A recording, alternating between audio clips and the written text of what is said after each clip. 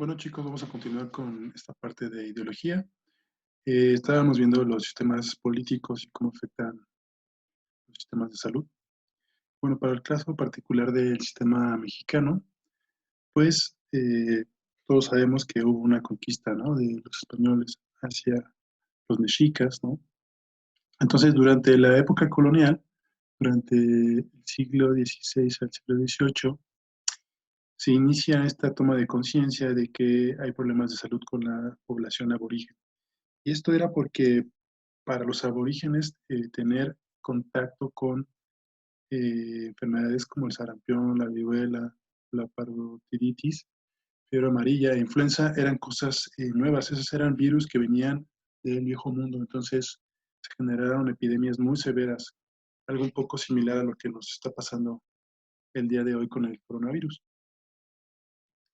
Eh, para 1567, la Universidad de México gradúa al primer médico eh, y se genera bueno, posteriormente se genera un libro sobre la medicina que se llamaba Opera Medicinalis, escrito por Francisco Bravo Orsunesi.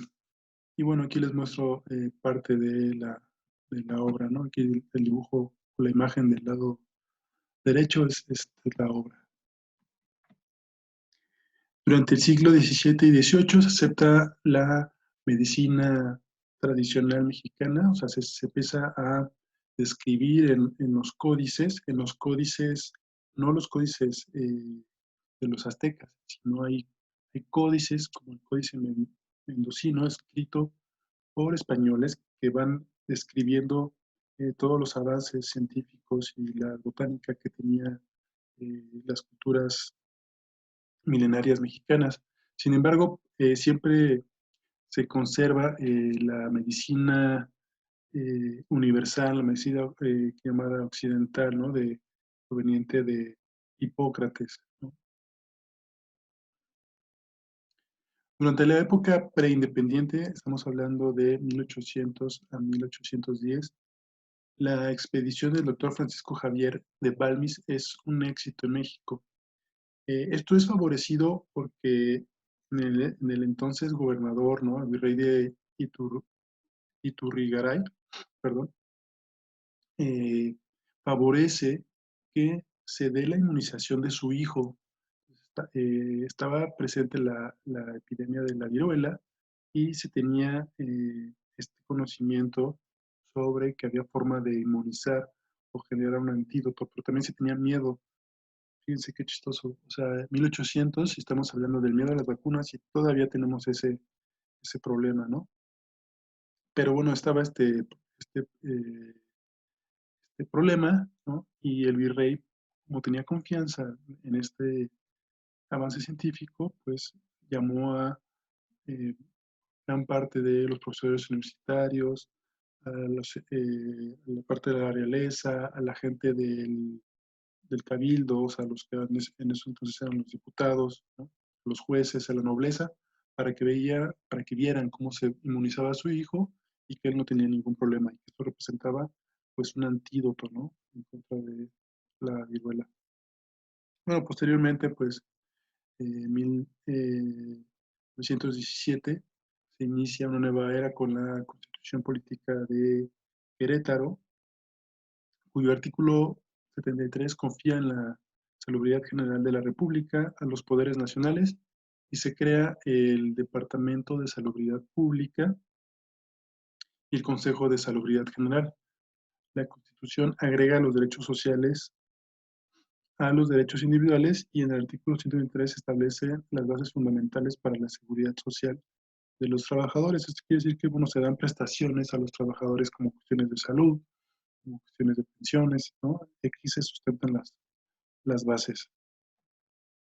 Esos son como los principales cambios importantes que se desarrollaron en el sistema de salud mexicano, ¿no? Pues en 1905 se inaugura el Hospital General de México, se crea, como había mencionado, en 1917 el Consejo de Salubridad General y el Departamento de Salubridad Pública.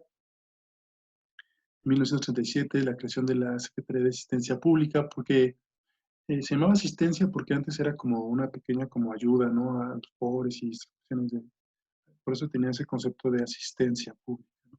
Para 1943 hay una fusión entre el Departamento de Salubridad Pública y la Secretaría de Asistencia Pública para crear la Secretaría de Salubridad y Asistencia, hoy llamada Secretaría de Salud, la creación del Instituto Mexicano del Seguro Social y el primero de los institutos nacionales, el Hospital Infantil de México. Para el 53, la creación de la Asociación Mexicana de Hospitales. En el 60 se crea el Instituto de Seguridad y Servicios Sociales de los Trabajadores del Estado, el ISSSTE. En 1979, la creación de programas IMSS Complamar. En ese entonces era IMSS Oportunidades. Para el 85 se inicia un proceso de descentralización de los servicios de salud. Esto quiere decir que antes el gobierno federal era el que tenía el control de todos los sistemas de salud. Actualmente, como vamos a ver más adelante, hay servicios de salud estatales, ¿sí? Y cada eh, estado tiene sus propios hospitales, su propio sistema de salud. Para 1987 se crea el Instituto Nacional de Salud Pública. Para el 2003 la creación del Sistema de Protección Social en la Salud, cuyo brazo operativo es el Seguro Social, o sea, se crea un sistema de protección a la salud y el programa operativo, el programa que implementa las cuestiones ya de forma directa es el Seguro Popular. Vamos a explicar un poquito de qué se refiere esto. Fíjense, este es el sistema de salud mexicano. Hay un sistema público, que es el que la mayoría de las personas que tienen derecho efectivo a la salud, y hablo de efectivo a los que sí realmente tienen este derecho de forma práctica, porque se habla de universalidad. Se supone que todos los mexicanos tenemos derecho a la salud y se habla de que la mayoría de los mexicanos tienen afiliación, pero pues eso no es cierto. Además de que sean afiliados o que tengan un seguro, no quiere decir que de forma efectiva se los den, porque está lejos del hospital, porque no tienen los conocimientos para afiliarse, para registrarse, o porque llegan ahí y son discriminados, ¿no? Por diferentes cuestiones. Pero bueno, hay un sector público y se divide en seguridad social, tiene que ver con aquellos trabajadores, ¿no? Que tienen un seguro ya sea del IMSS o del ISSSTE, la Sedena, eh, Marina o Pemex, ¿no? Ahí tienen un esquema de financiamiento tripartita. Una parte lo contribuye el gobierno, otra parte el empleado, otra parte lo contribuye los trabajadores. Aquí hay hospitales, clínicas, médicos de estas instituciones, ¿no? Y son para trabajadores del sector formal, las familiares de estos trabajadores y para los jubilados. Por ejemplo, hay empresas privadas que registran a sus trabajadores en el sector público de seguridad social en alguno de estos, pero no es la mayoría. No. Para quien no tiene este esquema, para quien no es un trabajador del Estado y para quien no está registrado en el IMSS, eh, está el sistema de seguridad de salud, que está sustentado por los sistemas estatales de salud. Aquí hay contribución de los gobiernos federales y estatales y se crea este programa de IMSS Oportunidades. La Secretaría de Salud y los sistemas de salud estatales tienen hospitales y clínicas particulares, bueno, no particulares, sino propias de ellos, que son públicas, ¿no? Por ejemplo, en Cuernavaca estaríamos hablando del Hospital Parres, ¿no? Es un hospital únicamente de los servicios de salud de Morelos. Pero en Morelos también tenemos el Hospital Emiliano Zapata, que tiene este LISSSTE, y es de estas cuestiones de trabajadores del Estado. Son dos esquemas diferentes, ¿no? Aquí pueden entrar todas esas personas que no tienen seguridad social, que no están aquí, que son autoempleados o trabajadores del sector informal. Por ejemplo, el hospital de aquí del Parres tiene un esquema eh, te hacen un cuestionario para saber tu nivel socioeconómico. Si tienes un nivel socioeconómico bajo, pues te cobran poco o lo mínimo. Si tienes un nivel socioeconómico alto, pues te cobran el máximo, ¿no? Con base en un tabulador, pero se financia con esas contribuciones de los gobiernos federales y estatales, pero también con lo que cobran de estos servicios, ¿no? El INSABI, que es el Instituto Nacional para la Salud y el Bienestar, ¿no? Que ahora se generó en el 2020, viene a cubrir esta parte del seguro popular. Fíjate, este el seguro popular fue un esquema en el cual trata de aumentar la cobertura de estos sistemas para que las personas, por ejemplo, pues bueno, todos los que son autoempleados, ¿no? Y que no tienen seguro social, pues estuvieran aquí incluidos. Finalmente tenemos esta parte de los sistemas privados, donde puede ser individual, o sea, tú te compras tu seguro privado, tienes ciertos proveedores privados, hospitales privados, ciertas clínicas, ¿sí? O que tu empresa, tu empleador, te pague estos seguros, ¿no? Seguros empresariales, donde una empresa que tiene 2,000, 3,000, asegura a todo su personal, ¿no? Pues son los tres esquemas, básicamente, que se manejan en el sistema de salud mexicano. Sí, el INSABI que les decía, el Instituto de Salud para el Bienestar, pues tiene por objetivo promover y garantizar la prestación gratuita de servicios de salud, medicamentos y demás insumos a personas sin seguridad social, así como impulsar en coordinación con la Secretaría de Salud, en su calidad de órgano rector, acciones orientadas a lograr una adecuada integración y articulación de los sistemas, perdón, las instituciones públicas del Sistema Nacional de Salud, ¿no? Pues el INSABI tiene que ver con estas instituciones, ¿no?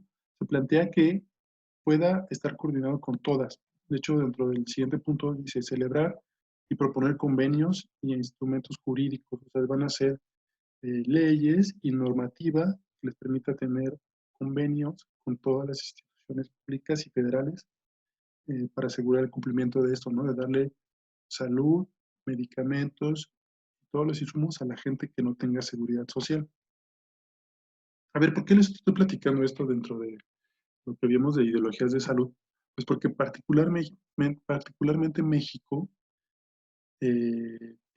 ha ido evolucionando, ¿no? Ha pasado por sistemas de gobernantes, desde monarquías hasta cuestiones autoritarias, hasta una república federal, ¿no? Como la que estamos ahora, ¿no? Es una unión de pequeños estados que todos forman la República Mexicana, pero que tienen autonomía al interior. Tienen sus propios gobernantes, cada estado tiene su propio Congreso, tiene su autonomía respecto a las cuestiones de seguridad, de salud y todo. Entonces, y se pueden tener diferentes ideologías y dentro de México, pues tenemos diferentes tipos de poblaciones y cada uno comparte diferente ideología respecto a cómo debe ser la salud.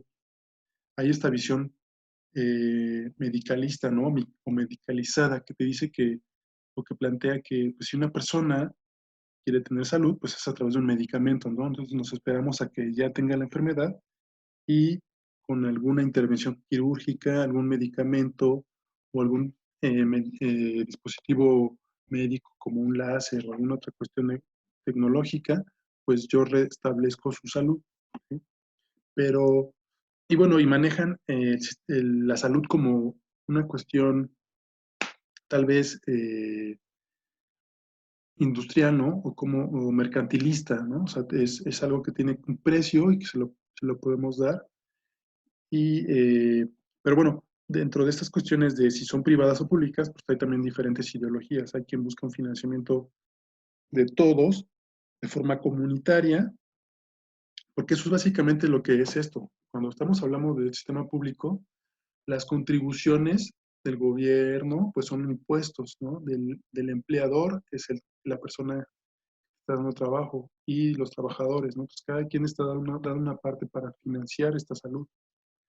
Ahora, las visiones o la ideología en salud pública lo que dice es que además de estas cuestiones de que sean gratuitas y que tengamos servicios públicos, hay intervenciones que son mucho más efectivas que las cuestiones medicalizadas. Por ejemplo, si yo doy una intervención como dar ácido fólico en la etapa reproductiva de las mujeres, pues puedo prevenir deficiencias de este ácido fólico que están asociadas con defectos del tubo neural. Si yo doy suplementación o tengo alimentos fortificados y suplementados, puedo tal vez reducir las deficiencias de zinc, de hierro, de vitamina A, de vitamina D en los niños, ¿no?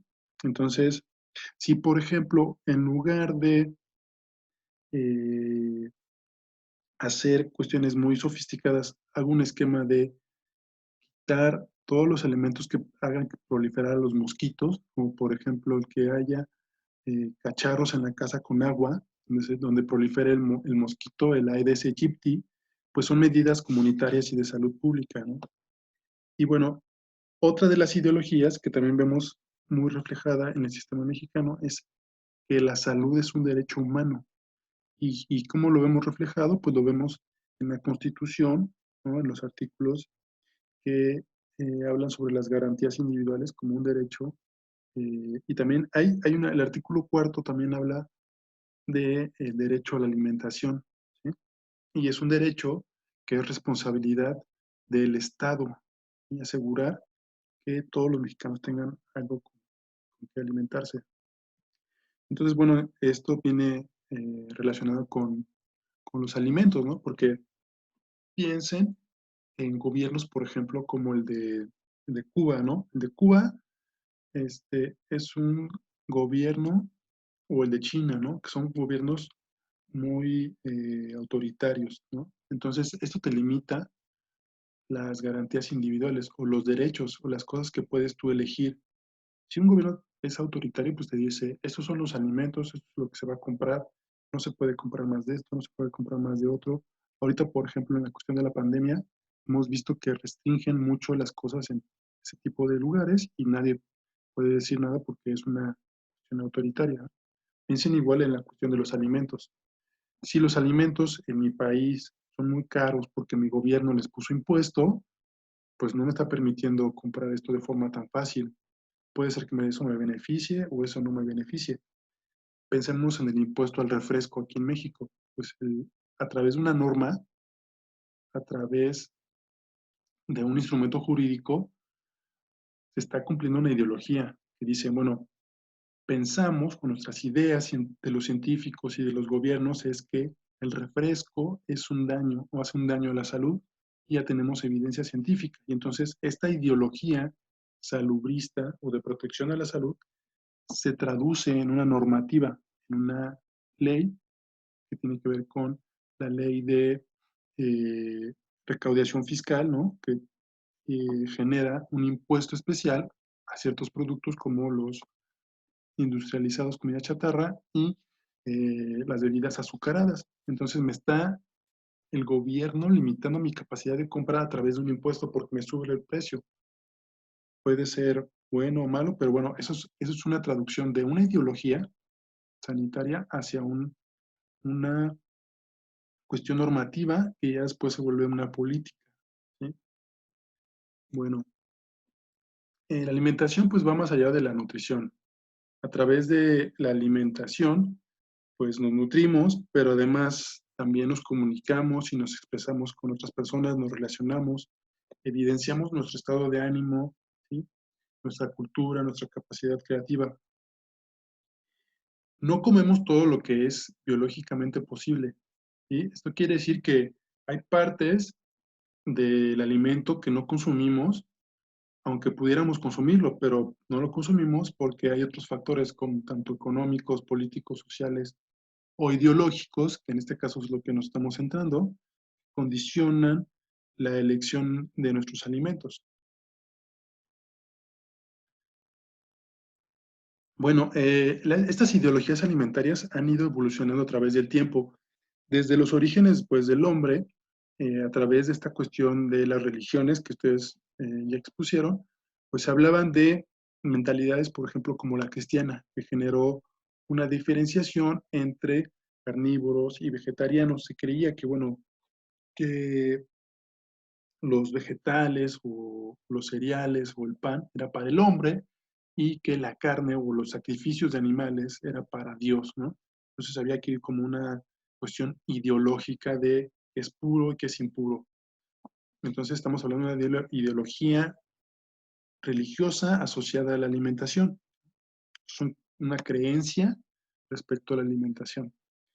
Eh, en la Edad Media bueno, se continúa con este carácter diferenciador entre el consumo de carne, pero ya va más asociado hacia el poder, ¿no?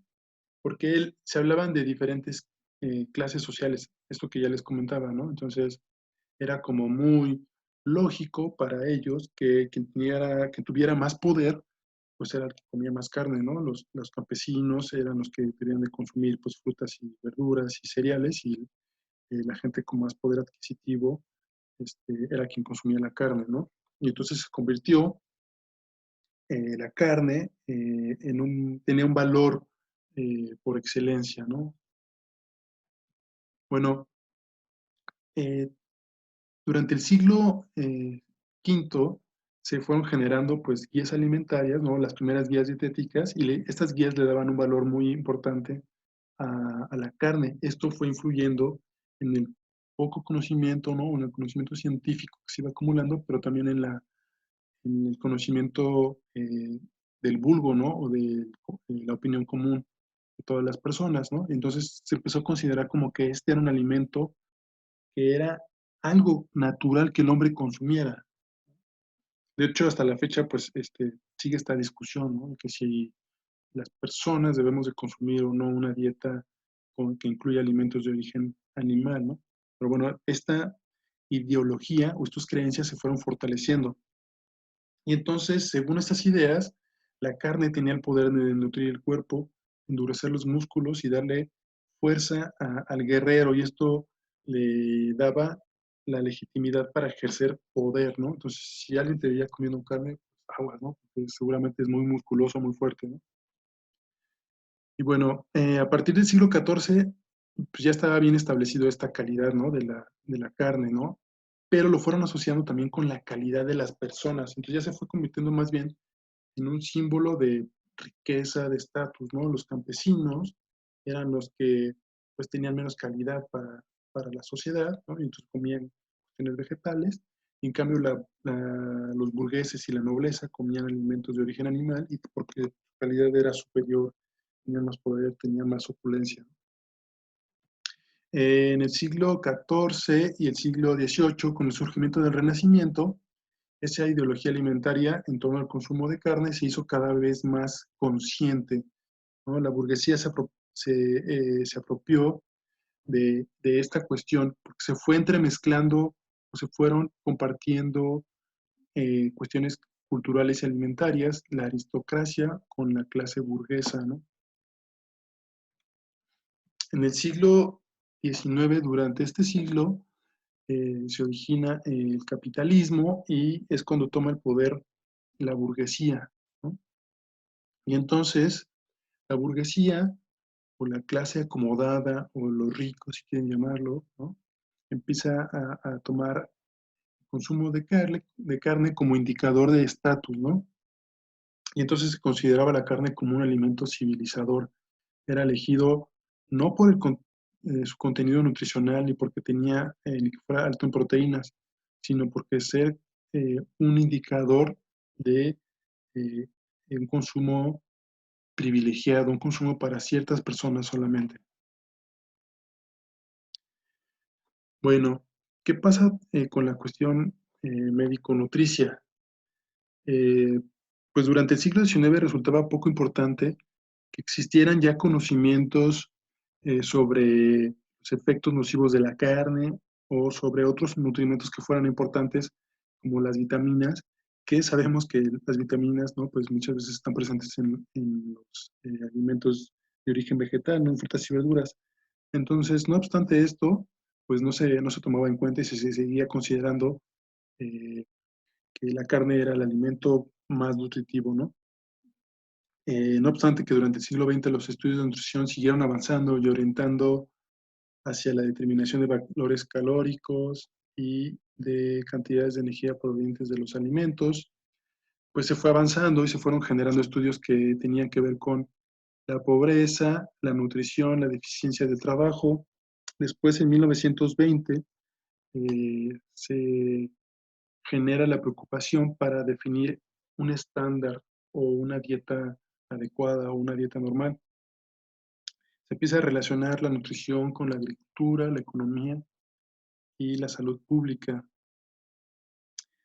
Eh, algunos autores consideran que la nutrición por sí misma es una ideología, y es una ideología que ha permitido que ciertos grupos de industriales, específicamente pues, los que producen alimentos, se hayan o hayan utilizado a la nutrición para sustentar sus productos, ¿no? Ahorita voy a poner un ejemplo en particular.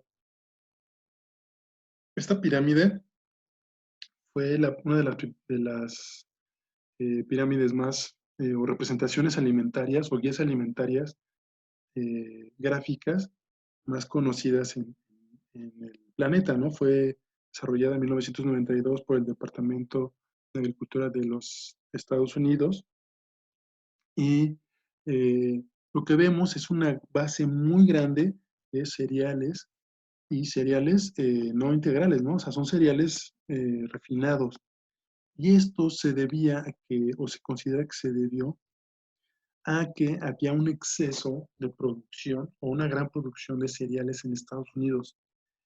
Esta pirámide no se utilizó solamente en Estados Unidos, sino que se utilizó en casi todo el mundo. Cualquier alimento, o muchos de los alimentos industrializados tenían esta pirámide.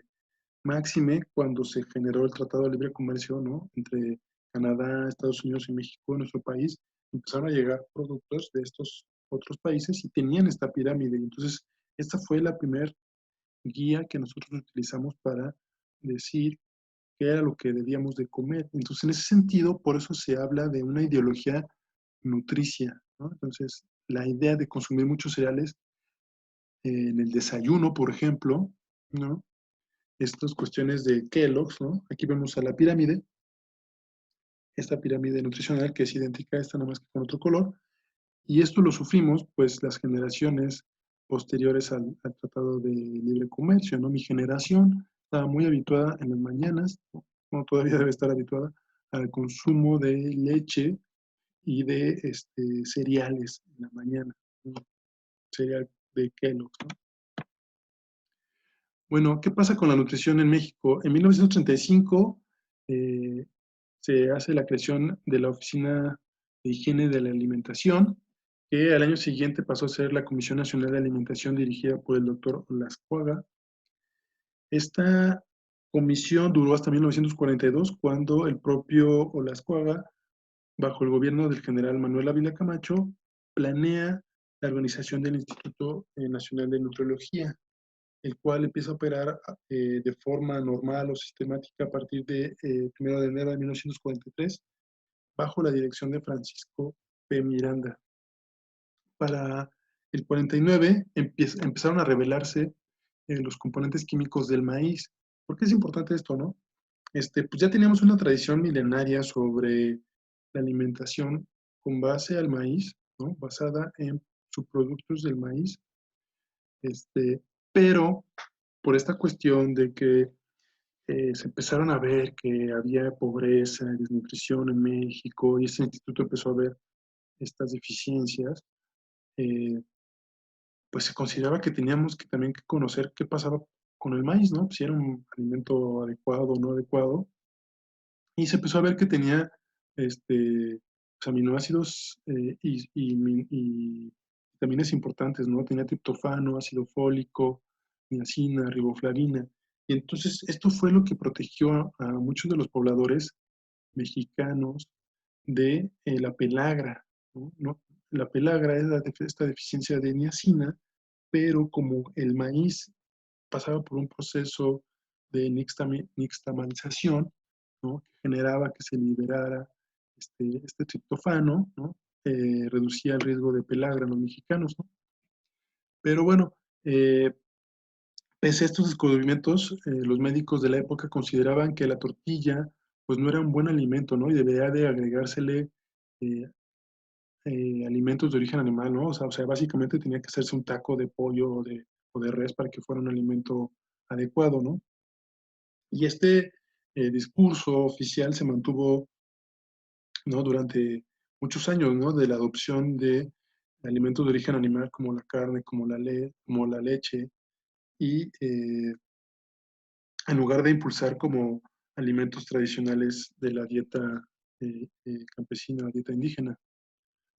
Fíjense, este es un sistema eh, agroalimentario tradicional que se conoce como la milpa, es el sistema de generación de alimentos de origen vegetal mexicano por excelencia. Se tiene al maíz, ¿no? Asociado con el frijol y con el chile y la calabaza. Esto representa pues una ganancia ecológica muy importante. El maíz le da sustento a las demás plantas para que crezcan, ¿no? Especialmente al frijol. El frijol tiene la capacidad de fijar nitrógeno. El nitrógeno es muy importante como nutriente para que crezcan las plantas. La calabaza reduce la superficie de la que pueden crecer hierbas, ¿no? Entonces, este sistema de milpa tiene una cuestión que es muy eficiente. Y bueno, como les decía, incluye el maíz, el frijol, la calabaza, el chile y los quelites. Tiene un alto valor nutricional, cultural, religioso y además le da identidad a los pobladores originarios de México y también a nosotros que somos una mezcla entre este, indígenas y españoles, ¿no?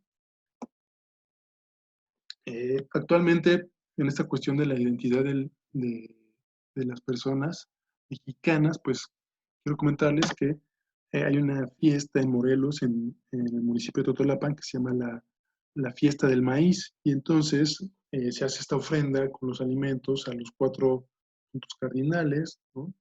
Dándole gracias a los dioses, ¿no? A la madre tierra por darnos el maíz, ¿no? Esto se hace de forma ancestral, pues había un dios del maíz, ¿no? Y bueno, entonces, pues se fue modificando, pues, la cultura de la dieta rural, ¿no? Tenemos una dieta, pues, que no era muy alta en productos de origen animal y a través de esta cuestión del Instituto Nacional de Nutrición, pues se fue considerando que era importante que se introdujeran alimentos de origen animal, ¿no? Como pescado, leche, huevos, ¿no? Y algo que fue como muy simple de agregar, pues era la leche. Empezó a tener más presencia en las mesas de todos los mexicanos. Les hablaba del Tratado de Libre Comercio. Este tratado fue un tratado comercial que abrió las fronteras comerciales entre Estados Unidos, México y Canadá. Y esto pues fue generando diferentes cuestiones que fueron modificando la ideología alimentaria de la población mexicana. ¿A cuáles me refiero? Pues eh, se empezó a tener esta ideología de la modernidad, ¿no? De que las cosas tenían que ser modernas, tenían que ser enlatadas, tenían que ser prácticas, los alimentos listos para consumirse, porque la gente pues tenía que trabajar y la mujer se incorporaba al trabajo. Además, estas cosas pues me daban estatus, ¿no? Entre más moderno, entre más parecido a los Estados Unidos, pues era más deseable, ¿no? Y además, como venían empaquetados o enlatados o liofilizados o en algún empaque, pues ya se consideraba que venía reducido de bacterias, ¿no? Que fuera inocuo. Ahorita, muchas de las personas lo que hacemos es comprar alimentos que vengan empaquetados para poderlos limpiar, ¿no? Quitarnos esta cuestión del coronavirus. Pues es algo similar, ¿no? Se le daba mucho valor a que los alimentos vinieran empaquetados y esto nos daba seguridad en términos de la inocuidad alimentaria. Eh, pues gran parte de los factores que influenciaron también fueron la televisión, pues la televisión nos vendía un estilo de vida, además que los precios de estos productos que normalmente eran importados y costaban muy caros, pues fueron disminuyendo y además se fueron haciendo disponibles en cualquier esquina, ¿no? Entonces esto fue cambiando la ideología alimentaria de la población mexicana. Las mismas comunidades rurales pues ya no querían consumir cosas tradicionales porque estaban asociadas a la pobreza, a lo tradicional, y entonces las nuevas generaciones querían ser más modernas, ¿no? Y empezó a impactar mucho y empezó a entrar cuestiones como la Coca-Cola, como las Sabritas, ¿no? Y pues, ¿por qué mencionar esto? Porque todavía nos sigue pegando muy fuertemente esta cuestión en la salud de la población, particularmente los más afectados, pues van a ser los niños, porque los niños van a tener más años comiendo comida de mala calidad. Se dice que esas generaciones van a ser las primeras generaciones que vivan menos que sus padres. ¿Por qué? Porque pues, en mi caso, ¿no? El jamoncito, las salchichas, esas cuestiones eran lo que se consideraba bueno. Regresamos a esta cuestión del consumo de carne, la carnita, ¿no? La sustancia. Y aunado a esta cuestión que les decía de que ya es muy barato, disponible, y a cambios en la ideología asociados también a la televisión. ¿Qué nos vende la televisión? Nos vende la idea de que los jugos, como en la imagen que vemos aquí, ¿no? Estos niños que están aquí comiéndose sus jugos, ¿no? Perdón, que están aquí echándose un juguito, estos niños de acá, ¿no? Este, pues la idea de sus papás es que tienen frutas, ¿no? Porque es un jugo, tiene vitaminas, tiene minerales, ¿no? Así se los vende la televisión. Pero, por otro lado, las fiestas infantiles, pues están llenas de estos alimentos, ¿no? Pues son niños, ¿no? Eso es lo que nos dicen nuevamente, ¿no? Son niños que deben ser felices y que ya tendrán tiempo para estar tristes, ¿no? Y entonces la idea de las fiestas es que coman hot dogs, que coman pizzas, que coman hamburguesas, ¿no? Entonces ya venimos arrastrando una ideología de la modernidad, porque bueno, si les damos arroz y si les damos jitomates y si les damos zanahorias y si les damos nopales y si les damos otra cosa a los niños, pues seguramente pues eres pobre, ¿no? O no tienes esta cultura alimentaria moderna, ¿no? Pero bueno, eh, la ideología o muchas de las ideologías actuales, lo que se ha visto es que ya ni el dinero ni la disponibilidad se vuelve uno de los elementos más importantes, sino que responde a cuestiones de personalidad, ¿no? Y de ideología per se. O sea, las personas traen en su cabeza la idea de elegir sus alimentos no por el precio, no tal vez por la cuestión nutricional por sí misma, sino porque a lo mejor elegir un alimento tiene un impacto social o ecológico, ¿no? Aquí les pongo un ejemplo. Un vegetariano, perdón, su elección pues no solamente tiene que ver con una restricción nutricia, de dejar de comer alimentos de origen animal, ¿no? Bueno, es vegetariano, a lo mejor no le puse ahí si fuera vegano o estricto, ¿no? Pero pues suponiendo que fuera vegano, ¿no? Este, También se asocia con esta cuestión de que la persona considera que su elección va a tener un impacto en el mundo, ¿no? Particularmente en la ecología o en el sufrimiento de un animal o en otros múltiples ámbitos sociales, ¿no? Entonces, por ejemplo, tenemos esta ideología de la alimentación ecológica, ¿no? Donde vemos valores como frenar el cambio climático, frenar el paso de la gente de zonas rurales a zonas urbanas, conceptos de cuestiones éticas, de que si está bien o está mal tener eh, estas megaempresas, ¿no? O dañar a los animales, ¿no? Entonces, y hay toda una industria que cada vez es más fuerte sobre el consumo de alimentación sustentable, ¿no? Y un poco también vinculada con esta cuestión de alimentos orgánicos, ¿no? Entonces se van conjuntando como ideologías. Perdón. Hay esta ideología de la salud de los alimentos. La idea de que el alimento puede ser tu medicina y la medicina puede ser tu alimento, pues no es nueva, viene desde Hipócrates, ¿no? Se tenía justamente esa frase, ¿no? Y entonces, esta ideología, pues la ha adaptado muy bien la industria alimentaria para venderte esta idea de y esos conceptos, ¿no? De alimentos funcionales, nutracéuticos, superalimentos, ¿no? El nutracéutico en particular es aquellos, pues, una cápsula, ¿no? Pastilla que tiene elementos de los alimentos, elementos nutricionales que provienen de los alimentos, que pueden tener beneficios a la salud, ¿no? Y en cambio, un alimento funcional, pues es un alimento que puede ser natural o un poco procesado, como un jugo, ¿no? Al cual se le atribuyen eh, también beneficios a la salud, ¿no? Y ahí tenemos como pues, muchos productos que no me sé marcas, pero que te venden estas cuestiones de que con un solo alimento te vas a curar de muchas cosas, ¿no? Muchos sí tienen evidencia científica, ¿no? Este, pues no sé, por ejemplo, cuestiones que tienen prebióticos y probióticos, pues se vuelven alimentos funcionales y algunos tienen hasta un alimento funcional combinado con un nutracéutico, pero es toda una ideología de ver a los alimentos como fuente de salud, ¿no?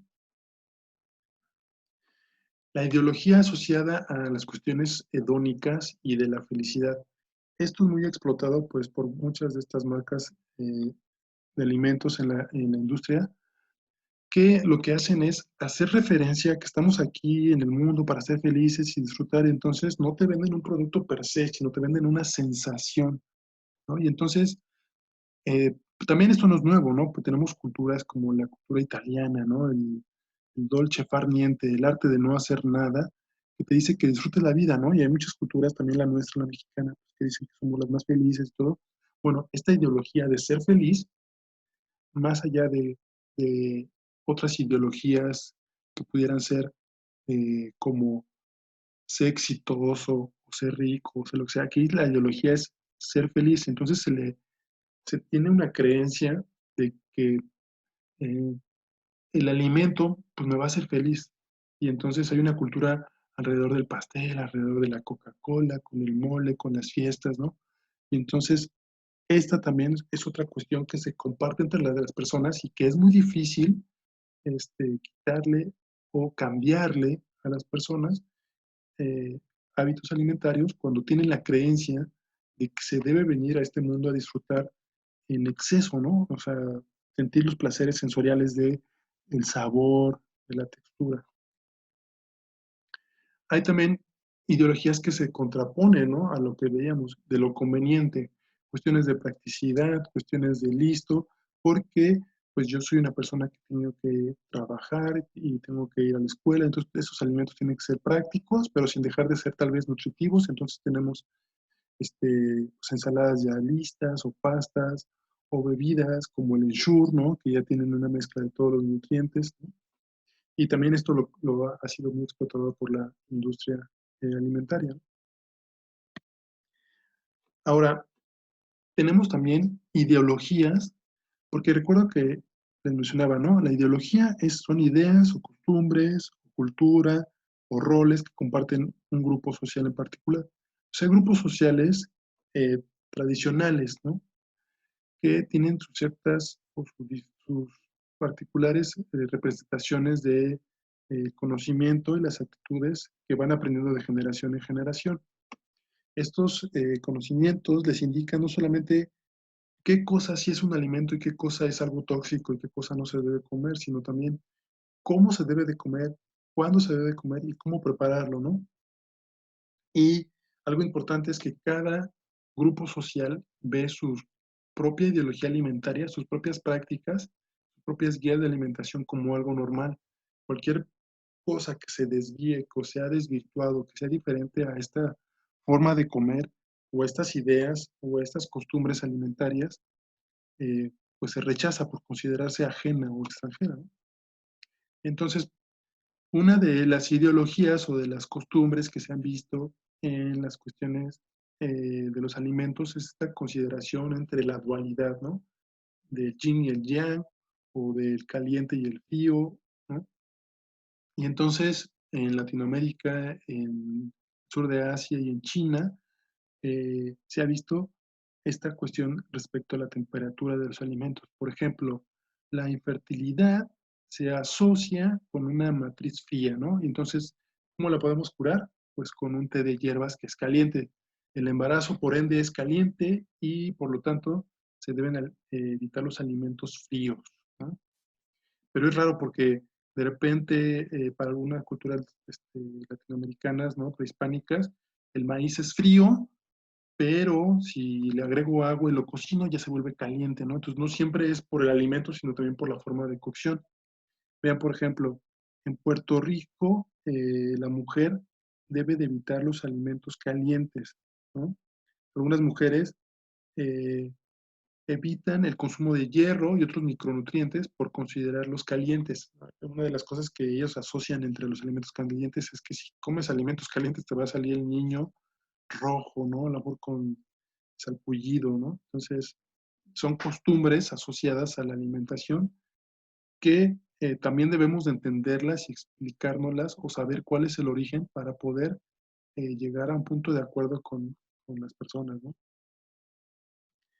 Eh, bueno, hay ideologías sobre la alimentación tradicional en la India, la Ayurveda, que no solamente se da en la India. Si ustedes buscan aquí en Internet van a encontrar este tipo de alimentación en México y aquí en Cuernavaca, ¿no?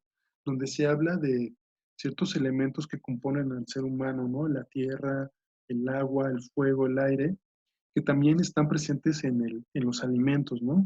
Eh, y que estos elementos presentes en los alimentos, el agua, el fuego y el aire, son los que forman un jugo orgánico que forma parte de la carne, de la sangre, de la grasa, de los minerales, ¿no?